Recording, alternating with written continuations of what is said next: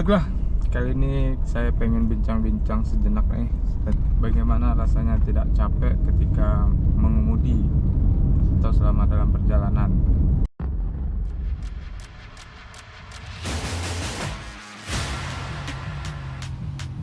Assalamualaikum warahmatullahi wabarakatuh. Ketemu lagi di channel Kobom. Channel masih membahas seputar teknologi, informasi, atau hal apa saja yang bermanfaat yang sudah saya kerjakan dan ingin saya share pada kamu semua. Baiklah, kali ini saya pengen bincang-bincang sejenak nih tentang ya apa aja lah yang mungkin ada dalam pikiran saya, yang mungkin kalau di-share itu bisa bermanfaat untuk kamu atau mungkin untuk saya sendiri. Terutama saya ingin berlatih untuk ngobrol nih, menyampaikan ide dan pikiran dengan cara yang baik atau benar, atau dengan cara yang bisa orang lain mudah memahami dan mengerti gitu. Jadi saya ini masih berlatih karena belum terbiasa. Ada pepatah yang bilang bisa itu karena biasa. Oke lah. Jadi saya kali ini pengen ngobrol tentang topik apa ya? Topik tentang ini aja lah. Bagaimana rasanya tidak capek ketika mengemudi atau selama dalam perjalanan. Oke, jadi dulu waktu saya masih kerja di luar kota, itu ada suatu kondisi di mana saya pulang dari tempat kerja ke mes, itu kurang lebih perjalanannya bisa sampai 1 atau 2 jam lah kalau nggak macet gitu. Nah, kalau macet bisa lebih dari itu gitu. Nah, jadi sewaktu-waktu saya tuh merasa kok kayak capek kali lah perjalanannya ya. Padahal kita udah naik mobil, di dalam mobil aja. Tapi terasa juga capeknya ketika sampai di rumah. Kayak nggak ada apa lagi tuh, tenaga.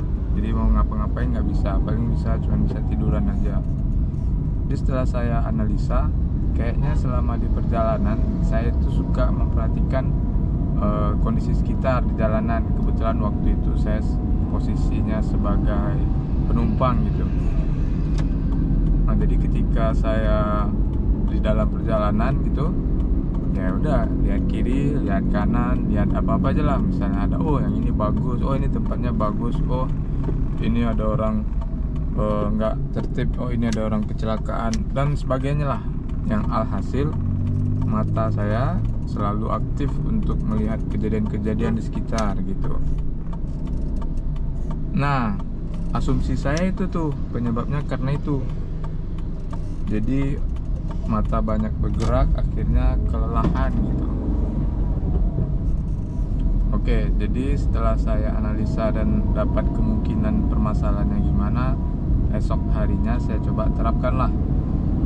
Ketika saya berkendara dengan jarak yang sama dan posisi yang sama, yaitu saya sebagai penumpang juga, saya itu lebih memfokuskan pikiran atau mata. Jadi saya nggak lihat kiri kanan, saya cuma coba dengarkan audio gitu.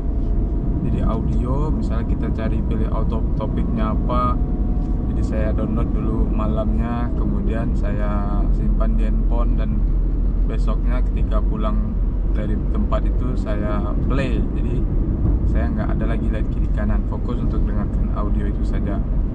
Dan hasilnya, nah seperti yang kalian tebak, ada perubahan atau enggak? Pasti.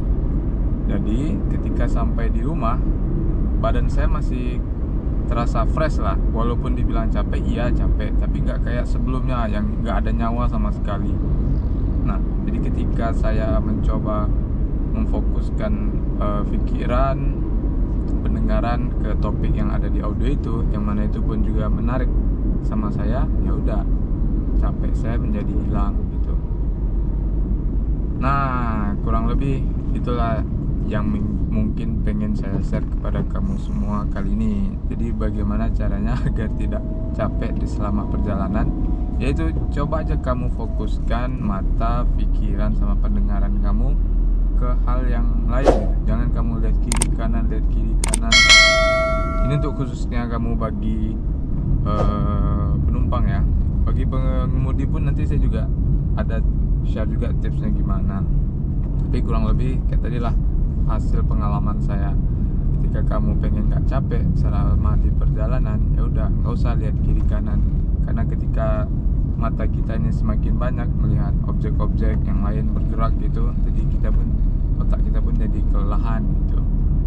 Oke lah, mungkin itu pun bisa diimplementasikan ke dalam kehidupan. Kalau misalnya banyak kali yang kamu urus, banyak kali yang kamu kerjakan, pastilah kamu jadi capek pikirannya. Oke, itu dia video kali ini. Jika video ini bermanfaat, boleh dibantu like dan subscribe-nya. Dan jika ingin tanyakan, tanya-tanya di kolom komentar di bawah. Sampai jumpa pada video selanjutnya.